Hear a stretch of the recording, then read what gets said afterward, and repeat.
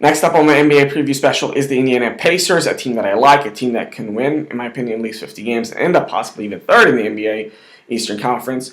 And I will say they will end up third in the NBA because they've resolved their identity crisis issue. I mean, starting with the fact that last year they wanted to do this last year, but they seem to be fighting themselves. So out is Vogel, out is George Hill, out is Jan Mahinmi, in are Al Jefferson, who really doesn't help the whole pace thing. But also in is Thaddeus Young, and so is Jeff Teague. Good homecoming for him. And they're basically saying, listen, that whole defense first thing, no, we're going to run. We're going to try to see if we can bring some of that Western Conference style of play of up-tempo, on-ball movement, and so on and so forth to the Eastern Conference, and we feel like we can have success.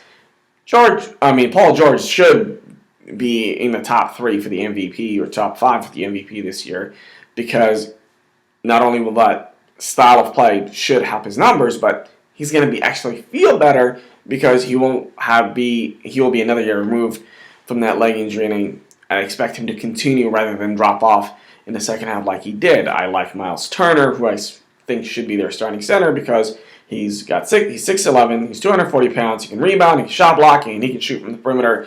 He's in essence the new NBA big man, and that's everything that people value about him. As a matter of fact, the Sacramento Kings got to be kicking themselves for taking Willie Cauley-Stein over Miles Turner, who played well in the playoffs except Game 7. Then he played like a rookie, but I mean, he grew so much that he should continue on with his growth. Him and Paul George should be a 1-2. Can they keep Jeff Teague, though? That's the question. I mean, they gave up a lot to bring him back home. If he does, it really makes it work.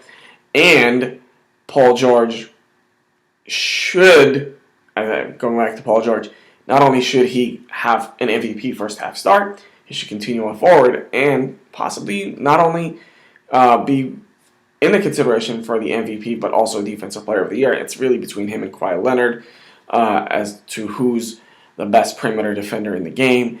And hearing the new voice of Nate McMillan, may be able to just get that out of them and really push the Cleveland Cavaliers, as a matter of fact, bring them to the top spot, which are the next team in my preview.